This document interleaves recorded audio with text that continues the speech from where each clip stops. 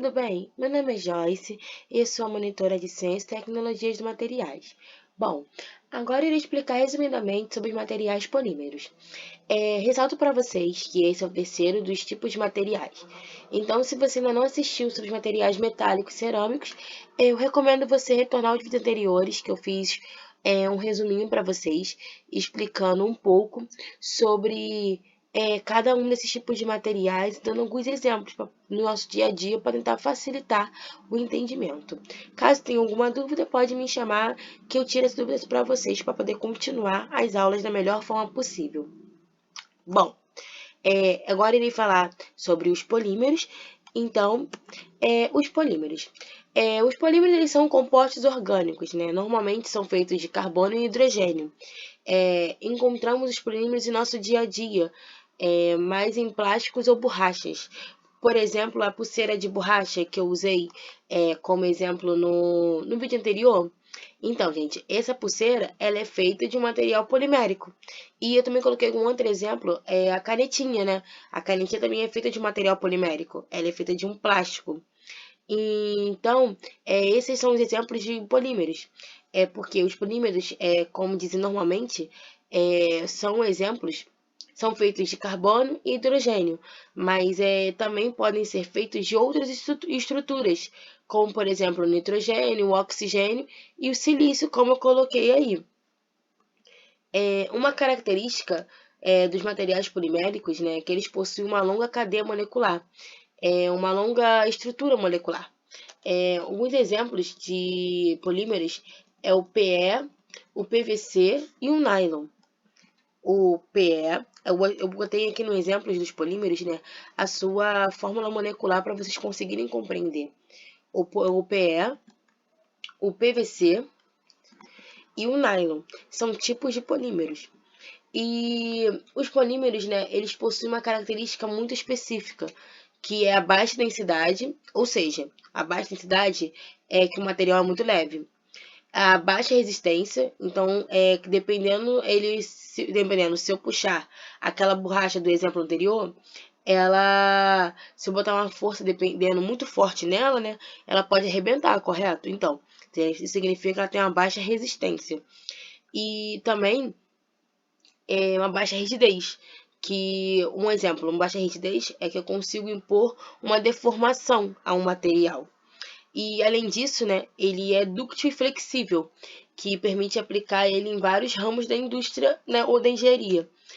Como eu expliquei no vídeo anterior, já na aula passada sobre cerâmica, o que seria um material dúctil, mas relembrando para vocês, um material dúctil significa que ele tem a capacidade do material de se deformar, né? E um outro ponto negativo, né, é que ele possui uma baixa resistência térmica.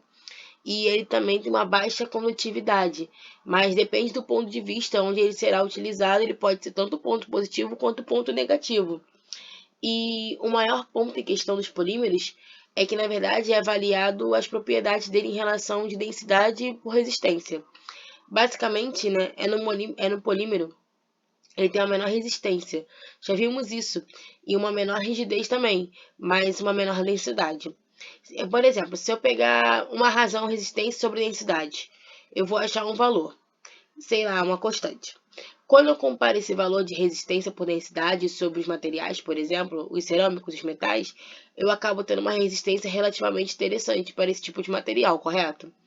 Mas tendo uma baixa rigidez, ele compensa por uma baixa densidade. Então, se eu quero uma aplicação de material que depende de um baixo peso e depende também de uma alta rigidez, eu posso usar um polímero, pois essa relação irá me satisfazer. Então, resumidamente, dependendo do material que você vai utilizar, dependendo do que você vai precisar utilizar, um polímero ele é muito utilizado. Ele pode ser trocado.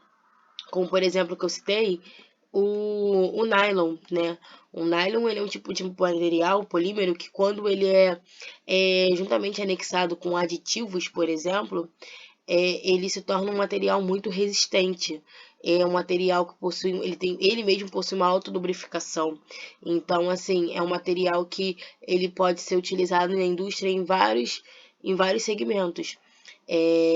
Eu vou dar como exemplo para vocês em dois segmentos bastante distintos. Ele está sendo utilizado no ramo de pet shop, por exemplo. Estão utilizando o nylon como um tipo de osso que ele não danifica com facilidade. Então, pode dar para um animal, independente da raça, e então ele não vai danificar aquele nylon, né? Aquele material com facilidade, como se desse um osso comum, né? Que dá para eles com outro material específico e danifica em algumas horas. Então, você consegue ter um material com baixo custo e consegue ter uma durabilidade maior.